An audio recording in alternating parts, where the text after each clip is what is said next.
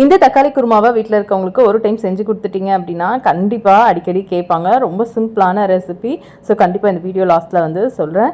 So இன்றைக்கி நான் பார்த்தீங்கன்னா எல்லாத்துக்குமே நாளைக்கு லீவாக, அதனால் என்னாச்சுன்னா ரொம்ப நேரம் உட்காந்து எல்லாம் பேசிட்டு விளையாண்டுட்டு இருந்ததில் டைம் அதிகமாகிடுச்சு. ஃபஸ்ட்டு எடுத்தோடனே சப்பாத்திக்கு மாவு பிசைஞ்சு வச்சுட்டு 2-3 நாள் எல்லாத்துக்கும் லீவ் வருதா, கண்டிப்பாக வீட்டில் தயிர் இருக்கணும். ஸ்கூல் டேஸ் காலேஜ் டேஸ் அப்போலாம் தயிர் அதிகமாக சேர்த்திக்க மாட்டாங்க. அதனால் தயிர் வந்து புற ஊற்றத்துக்கு பால் காய்ச்சி வச்சாச்சு.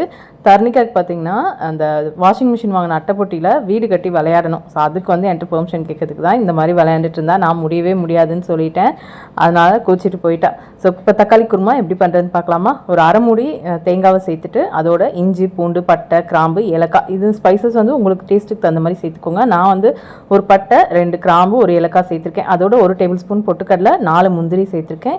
நல்லா பழுத்த தக்காளியாக ஒரு 4 தக்காளியும் சேர்த்து இதெல்லாம் மிக்ஸி ஜாரில் அரைச்சி எடுத்துக்கலாம். இப்போ ஒரு குக்கரில் எண்ணெய் விட்டுட்டு வெங்காயம், ஒரு பெரிய வெங்காயம் கட் பண்ணி சேர்த்துருக்கேன். ஒரு பச்சை மிளகா சேர்த்துட்டு இதோட கொஞ்சம் புதினா இருந்து சேர்த்திங்கன்னா இன்னும் சூப்பராக இருக்கும். என்கிட்ட புதினா இல்லை, அதனால் நான் சேர்க்கல. ஒரு அரை கைப்பிடி வந்து புதினா சேர்த்துட்டு அரைச்ச மசாலாலாம் சேர்த்ததுக்கு அப்புறமேட்டு மஞ்சத்தூள், மிளகாய் தூள் சேர்த்துட்டு இதுக்கு தண்ணி நீங்கள் கொஞ்சம் தாராளமாகவே விடலாம். ஏன்னா முந்திரி, பாதாம்லாம் போட்டிருக்கோம்ல, சாரி பொட்டுக்கடலாம் போட்டிருக்கோம்ல. ஸோ அதனால் திக்காகவே கிடைக்கும். 1.5 சொம்பு நான் இன்றைக்கி தண்ணி ஊற்றிருக்கேன். ஸோ ஊற்றிட்டு சிம்மில் வச்சு ஒரே ஒரு விசில் விட்டுக்கலாம். ஹையில் வச்சுருந்திங்கன்னா 2 விசில் விட்டுக்கோங்க.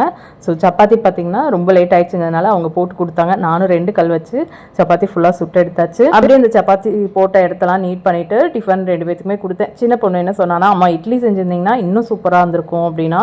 ஸோ இந்த தக்காளி குருமா ரொம்ப சிம்பிளாக குயிக்காக வந்து செஞ்சிடலாம். செம்ம டேஸ்ட்டாக இருக்கும். ட்ரை பண்ணி பாருங்கள். நெக்ஸ்ட் மினி விலாகில் பார்க்கலாம்.